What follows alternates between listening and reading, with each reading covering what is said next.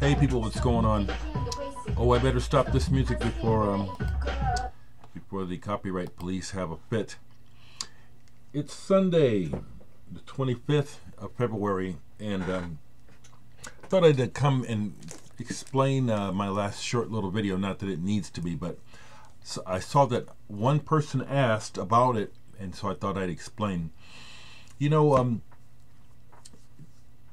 Yeah. So, couple things. So you saw by the last two videos diversity over here. Okay, so the video before the last one where I played this record, which I'll talk about, was my band RAF. Hard charging rockin' band. People call us punk. We're just a good band. And then a few weeks back, you saw the video for my new band, The Door, the duo, the R&B pop thing. Well, you also know that I like electronic music, and I also like found sound and experimental. So a few years ago, was it 2015? No, 2014? 2013. Boy, the time flies. So back in 2013, I was on a bit of a roll making records. I had a bit of money, and I was rolling the money from one record production into the other, and made like 3 or 4 records right in a row. And one of the records I made was this one, Sonospheres. This is a ambient soundscape piece of work. It's the one I was playing in the last video. I only had 100 copies of these pressed up at the time. Long story short was I was looking to do a limited run. I wanted to do something fast and quick and fairly cheap.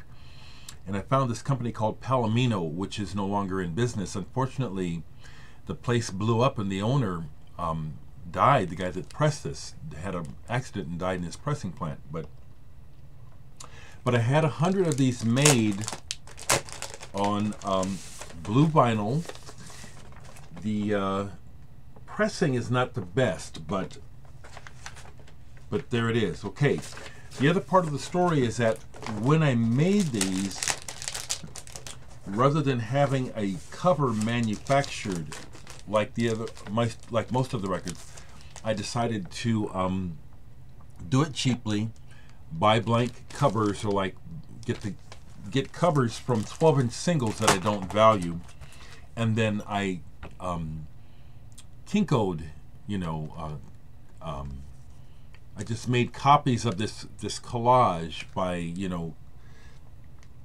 just getting them copied at a copy place, okay, and then pasted them on the front. So that's what those 100 are.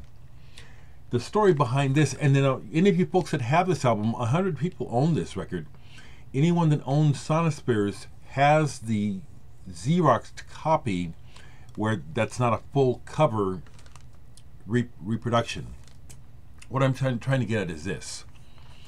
One of the other things I'm doing besides playing music and being on Adult Swim is I do part-time work at a local art gallery called Hugo's Art Gallery. We did a really good show last year, and Hugo likes my work, and so what he's done is he's endeavored to pay for a run of prints. This is going to be available shortly as a print. Excuse me. And so, when you do stuff, you get a test run to see if it's good. So we got a test run of the prints, and I liked them, and I said, well, now I have the covers. So my copy of the test run of the print, I went ahead and cut out and affixed to this cover. Like I said, anyone else that owns this, your reproduction is only like about half the size. Shortly, as soon as they're done, I will make a video about if you're interested in getting a print of this artwork, of this collage of mine. I'll let you know. But yeah, I like to do a diverse. I like diversity, and I like to do all sorts of different things. work this weekend on some international collaborations. I'm going to be on a recording with Dereck, with Carla Dereck. I recorded my part in the last couple of days. Carla is also coming to America. She's going to be doing some performing on the East Coast, and if I understand correctly, Carla says she's going to come my way so we can meet. And if that happens, we will record, and if it's okay with her, I'll have her get on camera and do a YouTube video with me. But I recorded a bass part for a Mark Stanley composition. Carla and I are going to be on a Mark Stanley record, or at least we're recording with him. And I did some more work with another band that you'll hear more about soon. The Doors CD should be here tomorrow. I got the tracking number Friday. I thought it would be here Friday. Should be here Monday or Tuesday. Another record I played this weekend that's just beautiful, Pekka Piola. I believe he was from Finland, bass player. He was in the band Wigwam. Accomplished bass player, very skilled, but a great writer as well. Could have been a classical composer. This cover for this Everyman is very fitting. The music at the time is very melancholy and beautiful. Really good album. Played this. Oh, I can talk about this. I'll probably talk about it more than once, actually, Tom, if you watch this. But played David Sylvian. I love David Sylvian. Taking the Veil, 12-inch single extended versions of the song. Great stuff. I just noticed here, I did get a record in the mail. I don't know if, Tom, if you want me to tell people, your name's not anywhere on here.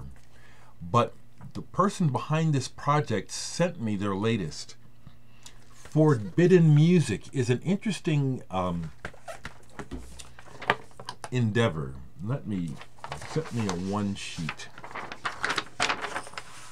You have in your hands Formus 003, the third in a sequence of releases involving song, the written word, and the moving image. Formus 001 is a limited edition EP released in vinyl. They sent that to me. Formus 002 is a YouTube video entitled Tales of Old Scratch. And this is number 003. What does it say about this? Forbidden Music is an invisible collective of research musicians and information artists working in West Yorkshire, also recording in a church in the French Pyrenees and a barn in upstate New York. So they don't list who plays on here. Here's the cover. There's three guys. I don't know who's who.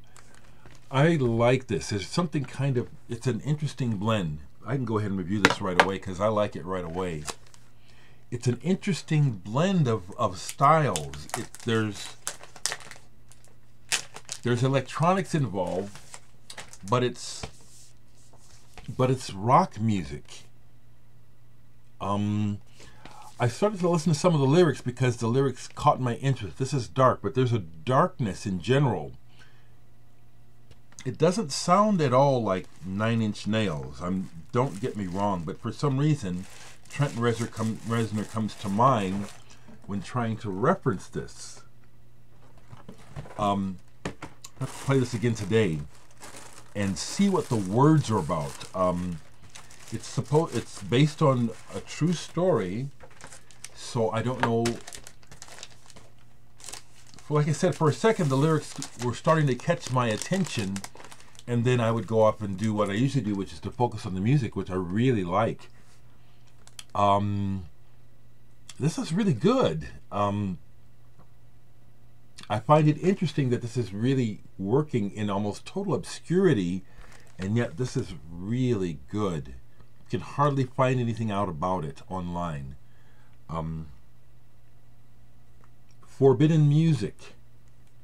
This is really something. Thank you, Tom. I won't say your last name, for sending the music to me. I'll be back tomorrow, hopefully, talking about the Door CD and how to get it.